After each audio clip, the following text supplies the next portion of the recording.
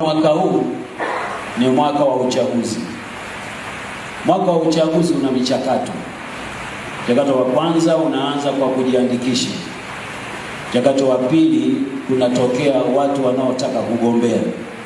Mchakato wa tatu unatokea wa kampeni. Mchakato wa nne ni kupiga kura na wale walioshinda kutangazwa. Naomba nichukue nafasi hii kwa niaba ya serikali kuwaomba wana AICT, moja, tujiandikishe kwa ajili ya uchaguzi huu unaokuja, na wale ambao tunadhani tuna uwezo wa kugombea nafasi mbalimbali, basi tusiache kufanya hivyo, tujitokeze kwa wingi tugombee. Wale tu wenye nia kweli ya kuhakikisha kuwa tunawasaidia watu katika hali zao, tujitokeze ili tuweze kugombea kwa ajili ya kuhudumia nchi yetu. Na wakati wa kampeni utakapofika, tuendelee kuliombea taifa letu, liendelee kuwa na amani na mshikamano, msingi ambao baba wa taifa Mwalimu Julius Kambarage Nyerere aliuacha kwa ajili ya taifa letu, wa kushikamana kwa pamoja na kuwa wamoja wakati wote.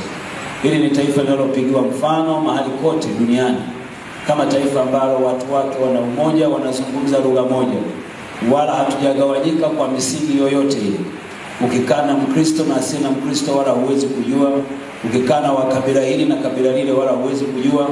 Haikutokea kwa bahati mbaya, imetokea kwa sababu kuna misingi iliyowekwa na viongozi wetu. Na kwa hiyo kama kanisa tuendelee kuliombea taifa letu, tumwombee rais wetu ambaye anafanya mambo makubwa sana kwenye nchi yetu, kutuweka kwa pamoja kama Watanzania na kufanya taifa hili kuendelea kuwa na amani. Watakie Pasaka njema ninyi wote pamoja na familia zenu.